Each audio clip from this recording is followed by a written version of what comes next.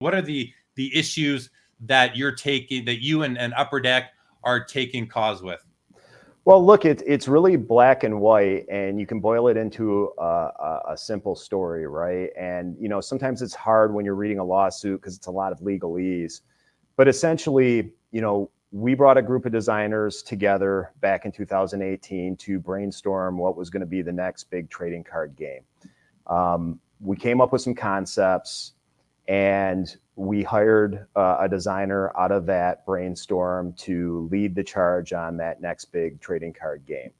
That designer fulfilled some of the deliverables in the contract, and we started the work on Rush of Icor. We're knee deep into it, and the designer decided not to finish out the contract. Left the work that was being done here with our team. And this is, any game is not done by one person. There's several people involved, particularly here at Upper Deck with our internal team. And that designer went to Ravensburger, basically took the work that was done on Rush of Icor, repackaged it as Lorcana, and didn't really become obvious until the rule set was publicly released a few weeks ago. That's when we really knew that it was a carbon copy of our game at that point, which was extremely disheartening. You have a group of people here who have sought to, build the next big trading card game here for the last few years, worked hard preparing for the release and all that goes with a trading card game, and to see their work and kind of their lifeblood for the last few years essentially be given to somebody else and then publicly displayed a couple weeks ago was pretty disappointing and disheartening for the team. Were you guys, your legal team, your gaming department, were you waiting for that rule set, kind of sort of nipping at the bud for it to be published publicly so that you could see it and just get an idea as to whether or not it was a carbon copy or it was something completely different? Like how much were you guys anticipating the publishing of that rule set?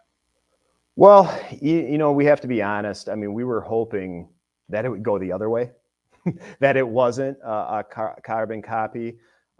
There was concern from the day that the developer took the job at Ravensburger, whether he was essentially going to take that work with them. But we assumed, because we had had a great relationship over the years and used him for multiple games, that,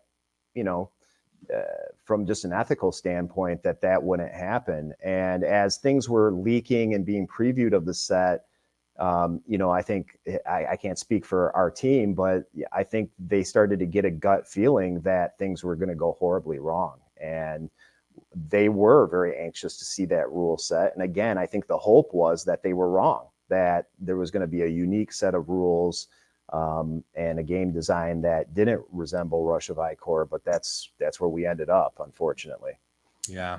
My question for you in all this is really, what are you trying to achieve with the lawsuit? And I want to just bring up a couple of questions that we had come in earlier. Antonio Stellato said a question: what is the ideal outcome in terms of what happens and at what timeline for Upper Deck in the Lorcana lawsuit? And Sports Ball says, are you hoping to delay the launch of Lorcana? So I'll let you kind of speak to those three things. Yeah, so it's a loaded question, because as a company that is built to, think of collectors and gamers first, we know that the gamers are heavily anticipating this product. And, a lot of collectors and a lot of flippers. This is an odd one because there's a lot of interest that reaches far beyond gamers on this release. I think this has mainly been pumped by a lot of influencers.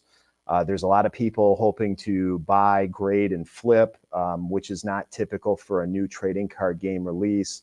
So there's a lot of people with some vested interest here outside of a normal gaming community. But for us, it's not, it's if we were to stop the release, then people are disappointed. If we let the release go, it's our game at the end of the day.